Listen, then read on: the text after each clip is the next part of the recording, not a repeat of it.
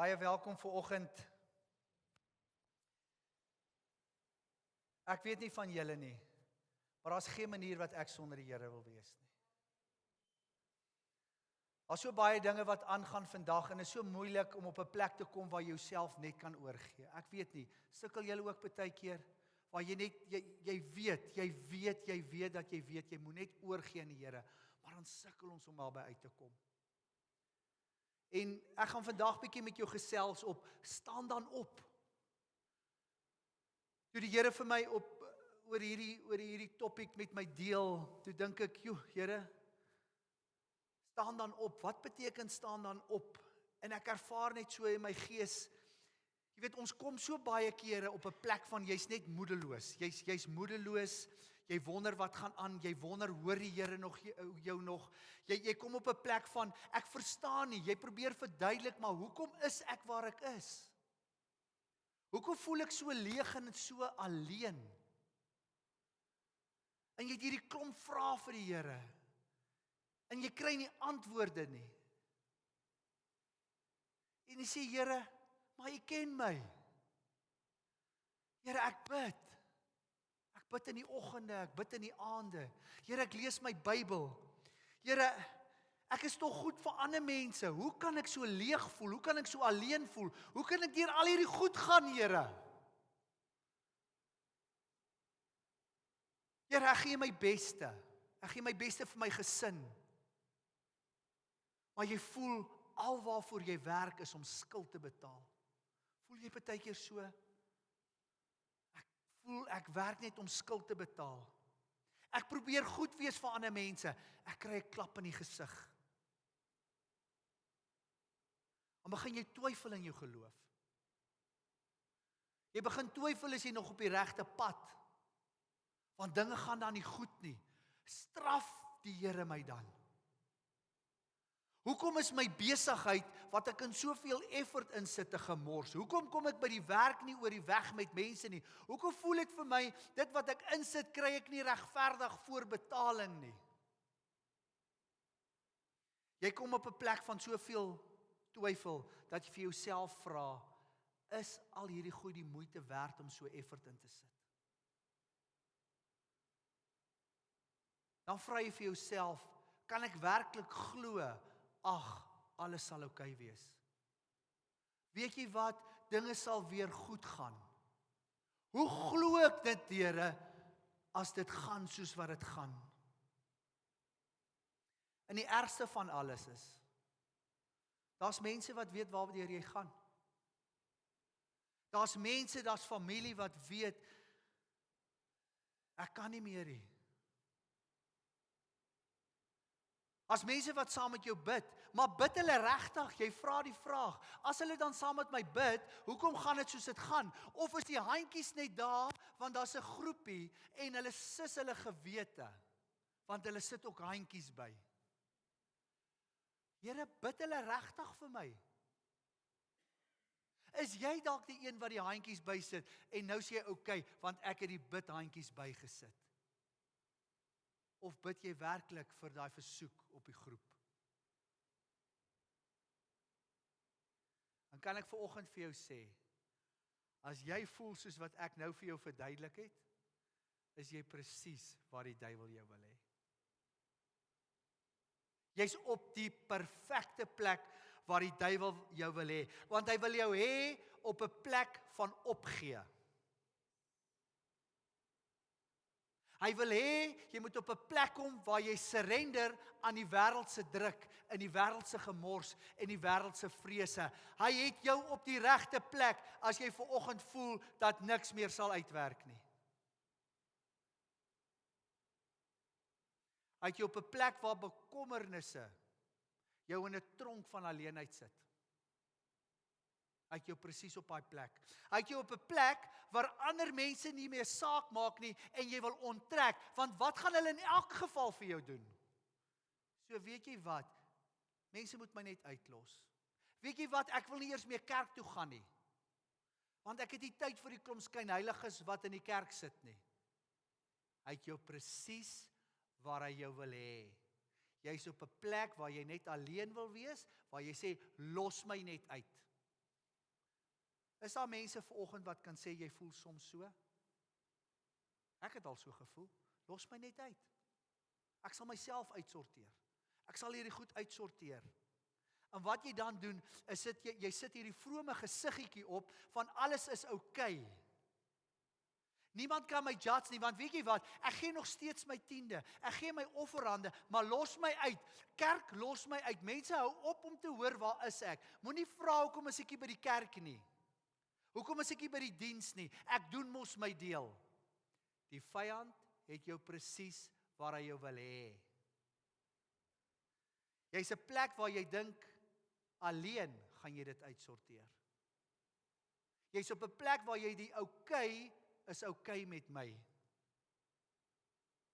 Nou toe ek hierdie voorberei en die Here dit op my hart lê, is die eerste storieetjie in die Bybel waar ek aan dink, is die man wat lê by die bad van Bethesda. Dis die eerste ding wat opkom, want soos ek voorberei vir nou dink ek, maar waaroor gaan ek praat, Here? En dis die eerste, en ek wil vir jou lees uit Johannes 5 vers 1 tot 9. Hierna was daar 'n fees van die Jode en Jesus het opgegaan na Jerusalem. En daar is in Jerusalem by die Skaapspoort 'n bad met 5 pilaargange wat in Hebreëus Bethesda genoem word. Daarin het 'n groot menigte siekes gelê, blindes en krepeles en lammes wat op die roering van die water gewag het. Hulle het gewag vir 'n gebeurtenis. Hulle het gelê en wag, daar moet iets gebeur. So die aksie moes van hulle afkom, want as daar iets gebeur, moes hulle reg wees. Want 'n engel het op 'n bepaalde tyd in die bad neergedaal en die water geroer. Die een wat dan eerste ingegaan het na die roering van die water, het gesond geword aan watter siekte hy ook al gelei het. Een persoon. Een het 'n kans gehad. Die woord sê hierdie man, ek gaan vir jou verder lees.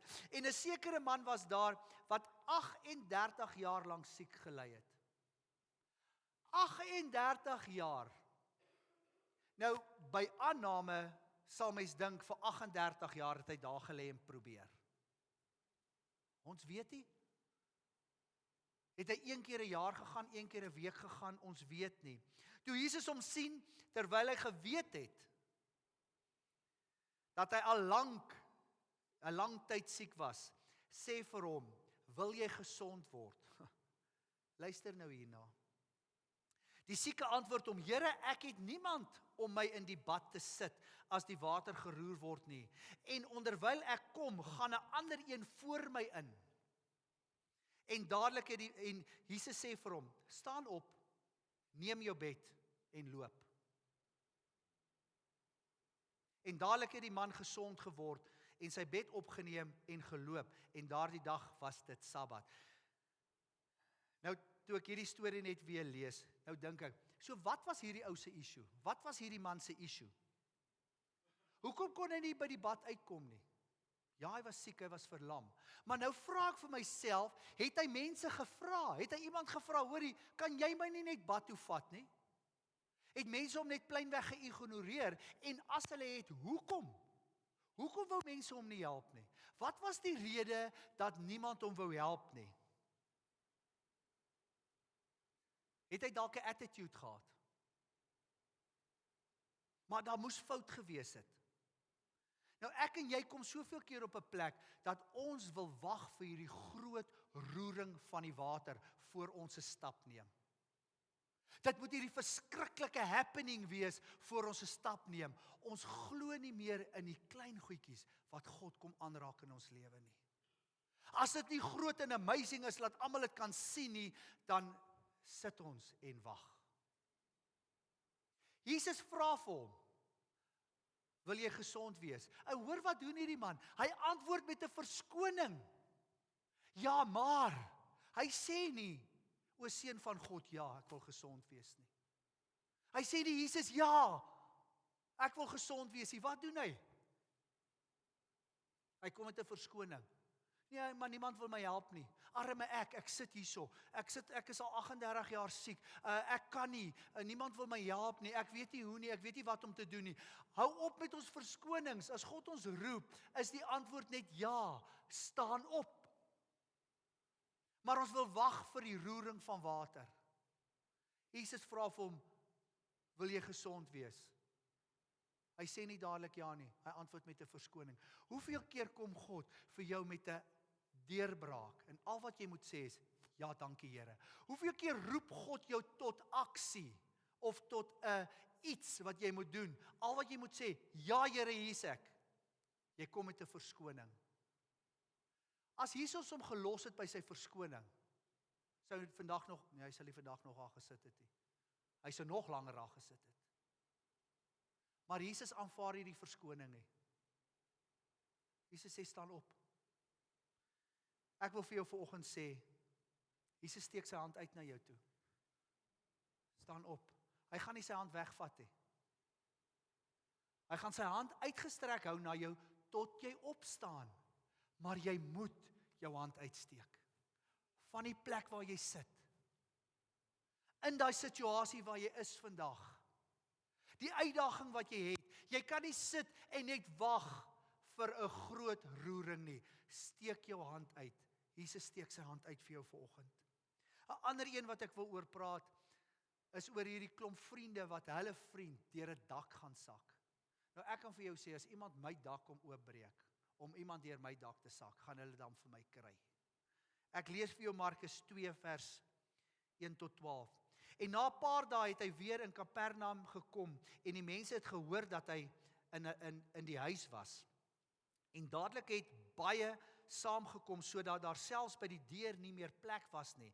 En hy was besig om aan hulle die woord te verkondig. En daar kom mense na hom toe met verlamde man wat deur vuur gedra word. Nou dink ek vir myself, dit is 'n klomp mense. Kom ons sê hierdie ou weeg 80, 85, 90 kilogram. Sy vriende dra hom, hulle moet tussen mense kom. Daar's nie plek by die deur nie, en wat besluit hulle?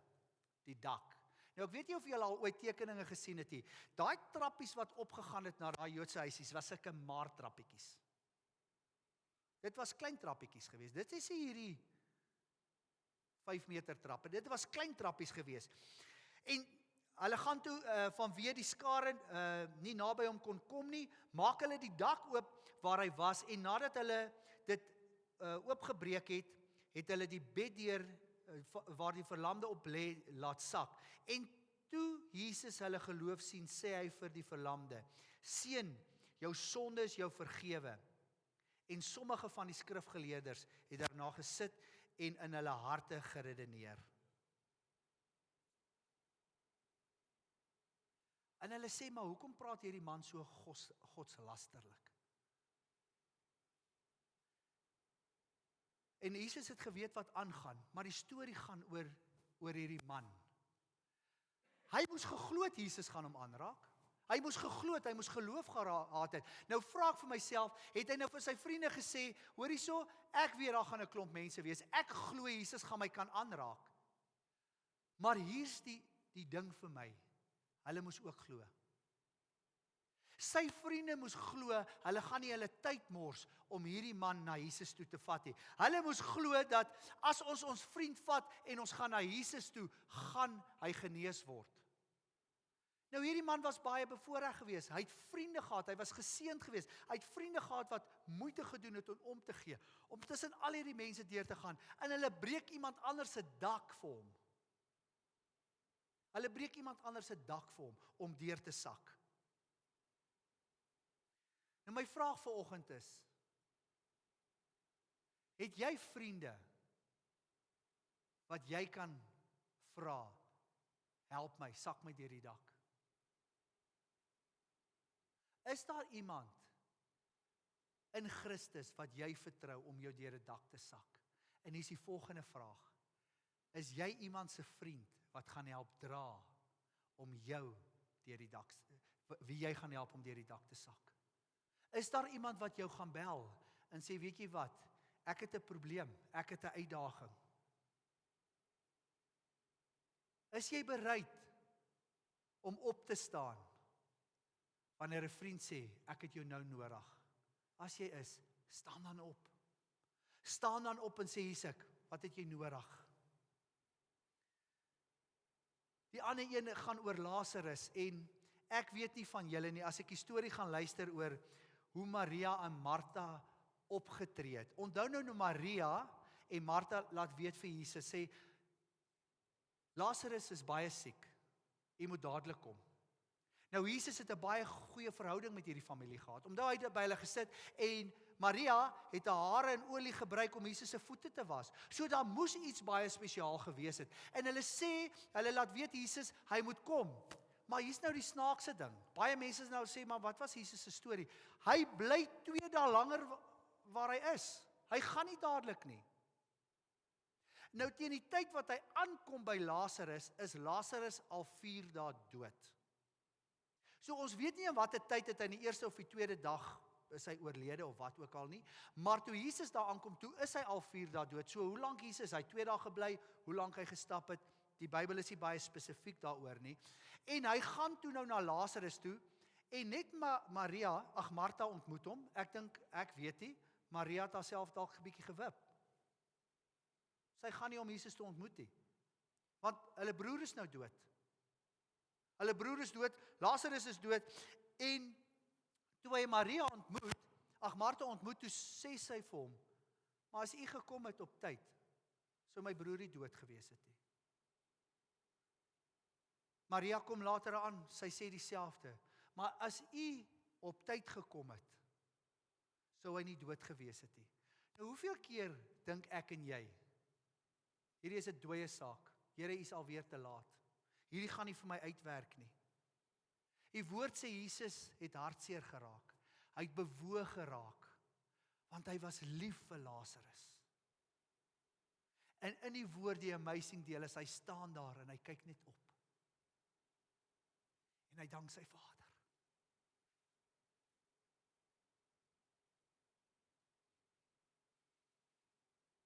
En hy sê net vir sy Vader dankie. Daar's nie skrif wat sê hy het gebid en hy het gevra en gesmeek nie. Die woord sê hy het opgekyk en hy het sy Vader gedank.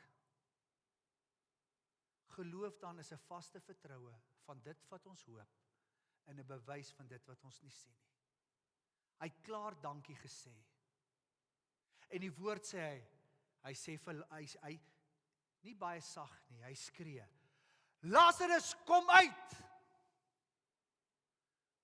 En Lazarus stap uit met 'n klomp doeke om hom. Nou ek is 'n prentjie mens. Het hy eers opgestaan toe Jesus geskree het of was hy net ready to go? Was dit klaar in aksie gewees en hy het klaar reg gekom, want toe Jesus sê kom uit, het hy uitgekom. Daar was nie nog 'n vertoewing in 'n wat ook al nie en hy stap uit met lappe om hom. Onthou nou net, hulle het vir Jesus gesê hy stink al, want hy's 4 dae dood en Lazarus stap uit. Nou ek wil vanoggend vir jou uitdaag om bietjie te dink. Dink bietjie aan tye waar jy geglo het en gevoel het, God is te laat. Hierdie saak is al so ver. Dit gaan al so sleg. U is te laat. Ek wil jy moet aan 'n paar dinge net vir 'n oomblik dink. Maak net jou oë vir so rukkie toe. Dink gou aan 'n jaar terug, 2 jaar terug, 5 jaar terug, 10 jaar terug, toe jy gesê het, ag, it's done. Ek is geruïneer, ek is verwoes. Dit sal nooit weer beter gaan, dit sal nooit weer regkom nie. Dan wil ek hê jy moet vir jouself net nou herinner, hier sit jy vanoggend. Hier sit jy. Jy's nie verwoes nie. Jy's dalk nog besig om deur ander uitdagings te gaan. Jy dalk nou net deur 'n uitdaging gekom en is uitsorteer. Jou Lazarus het opgestaan. Jy's nie verwoes nie, maar tog het jy 'n gedagte gehad dat God te laat is. Nou ek wil vir jou sê, hoe langer die vertraging, hoe groter die wonderwerk. Hoe langer die vertraging, hoe groter die wonderwerk. Ek wil vir jou sê, staan op en roep daai dooie Lazarus omstandighede waarin jy is, roep dit tot lewe. En ek wil vir jou die versekering gee, God is nooit te laat nie. God is nooit te laat nie. Daar sit 'n verlamde man by 'n poort.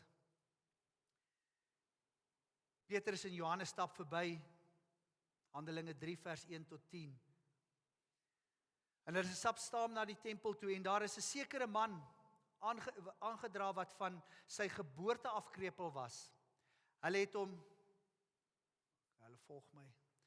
Hulle het hom elke dag neergesit by die tempelpoort, wat die skone genoem word, om 'n almoes te vra van die wat die tempel ingaan. Toe hy sien dat Petrus en Johannes die tempel wou binnegaan, het hy om 'n almoes gevra. En Petrus saam met Johannes het hom stip aangekyk en gesê, kyk na ons. En hy het sy oë op hulle gehou met die verwagting dat hy iets sou ontvang.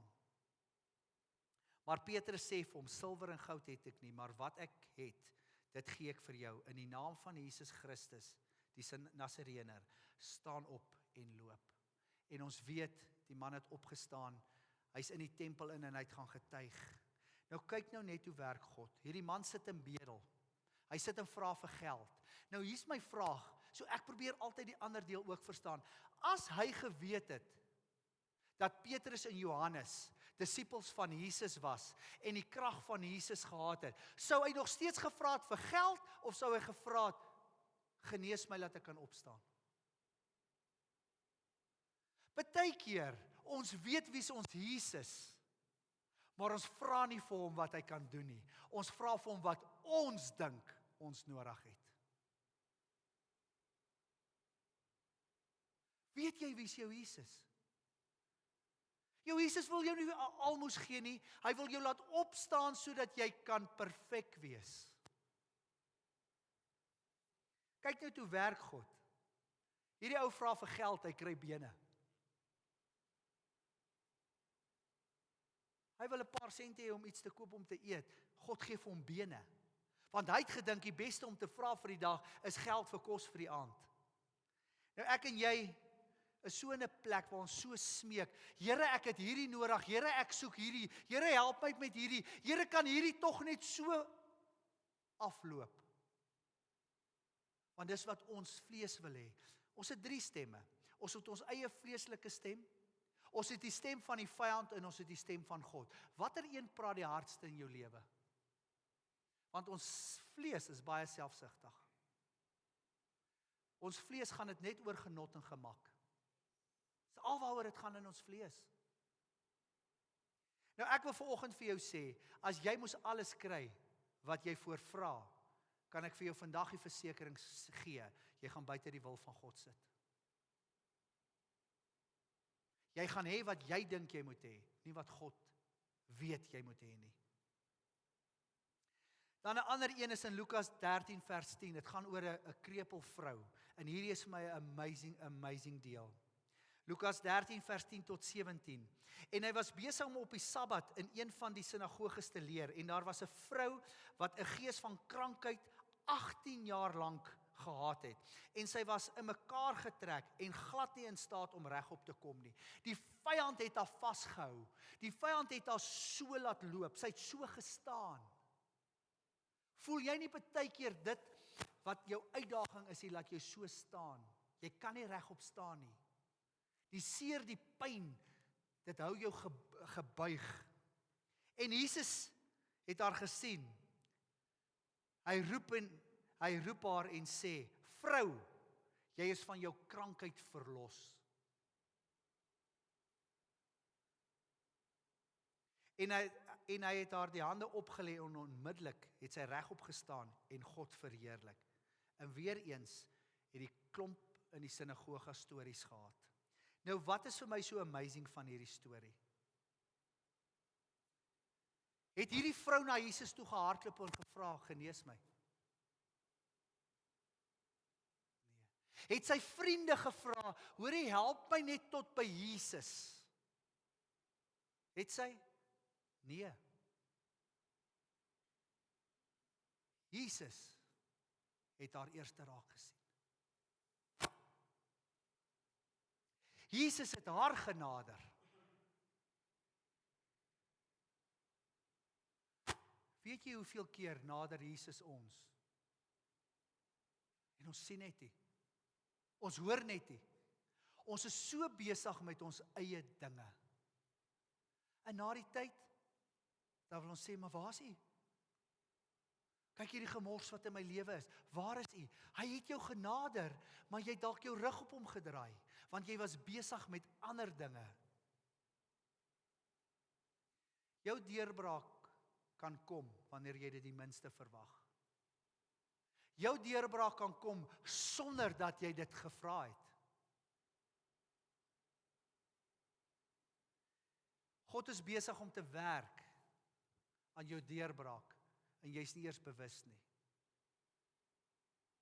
Maar my vraag is, glo jy dit? Hierdie storie sê vir my, as Jesus kon gaan en 'n vrou genees wat nie eers gevra het nie, hoeveel te meer kan hy jou help? Hoeveel te meer kan hy in jou situasie inbeweeg en die uitkoms vir jou bring? Hoeveel te meer kan hy vir jou daai werk gee wat jy nodig het? Hoeveel te meer kan hy daai siekte van jou genees? Hoeveel te meer kan hy jou besigheid 180 grade omkeer? Hoeveel te meer kan hy daai seer stikkende hart van jou net vat en genees?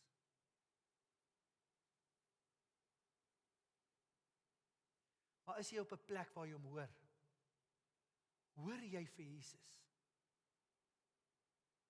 Hoe kan ek en jy nog dink dat God ons nie hoor nie? Jeremia 29 vers 11 sê, sy gedagtes aangaande ons is van goedheid en guns en van 'n hoopvolle toekoms. Waar is jou hoop vanoggend, vriende? Ons lees in Romeine 8 vers 28, vir my so te amazing is, hy sê, alles werk ten goeie mee vir die wat hom liefhet en die wat hy gekies het. Almal stop by voor daai laaste stukkie. Alles werk ten goeie mee vir die wat hom liefhet. Daar's 'n ander deel. En die wie hy gekies het. Ek wil vanoggend vir jou sê, hy het jou gekies. Het jy opgestaan toe hy sy hand uitsteek? Gee my jou hand, Philip. Gee my jou hand, Gwen. Dawie, is my hand.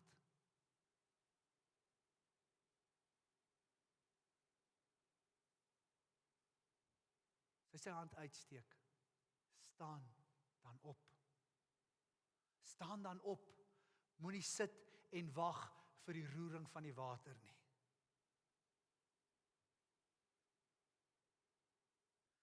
God is nie altyd betyds volgens ons horlosie nie, maar hy's nooit laat volgens sy plan nie.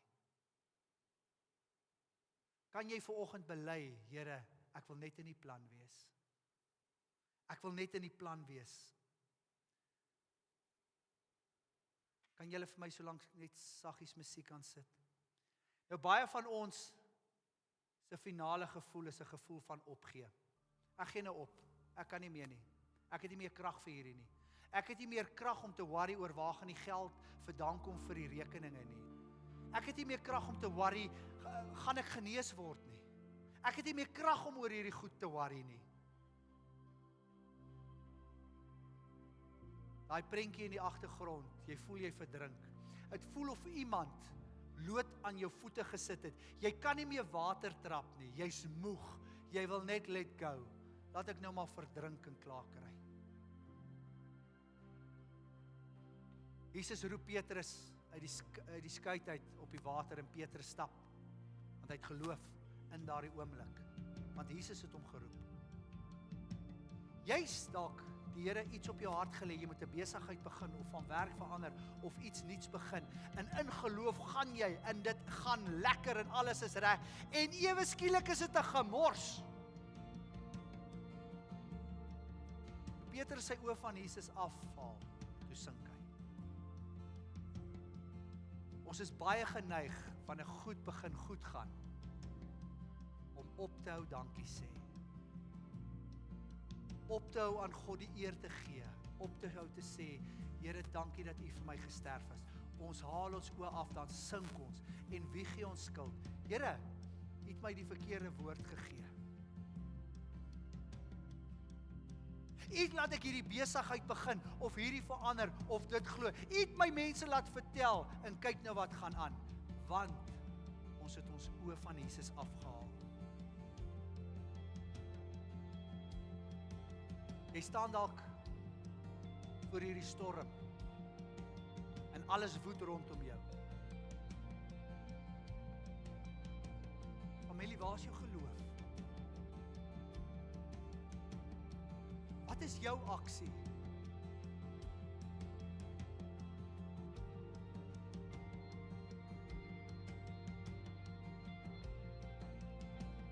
Wanneer Jesus sy hand uitsteek.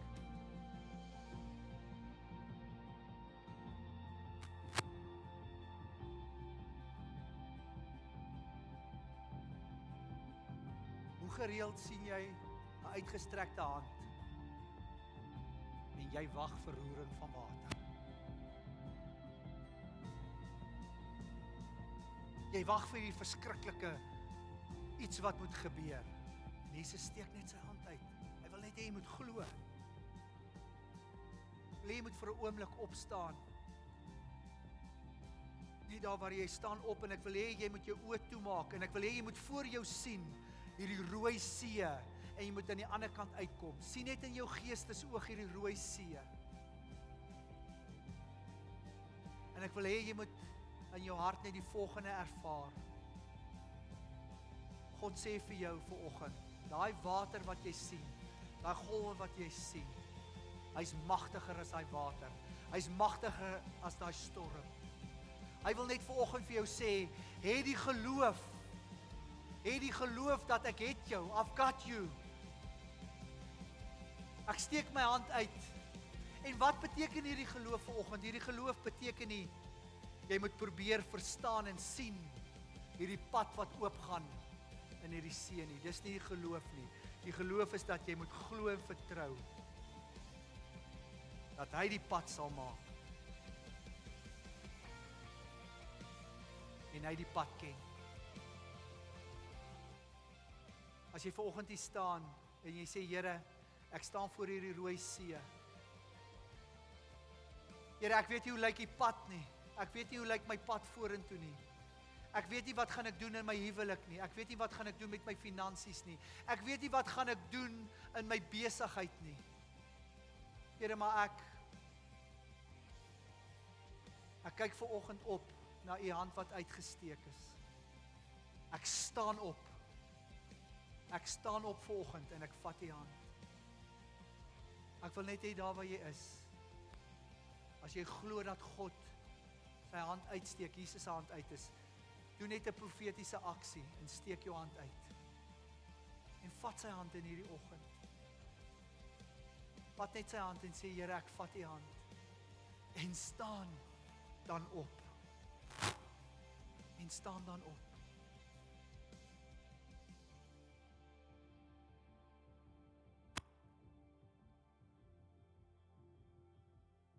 Vertrou hom in hierdie oggend. Vader, ek dank U dat ons kan weet U hand is altyd uitgestrek.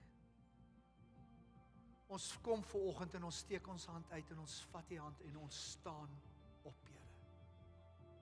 Ons dank U en ons loof U. Dankie dat U ons nooit sal verlaat nie. Dankie dat ons kan vashou. Here, ons weet U staan op 'n plek, op 'n rots van hoop, 'n rots van liefde, 'n rots van geloof, 'n rots van oorwinning, 'n rots van genesing, en ons vat vanoggend U hand en ons trek onsself op nader na U toe. Ons dankie en ons loof U.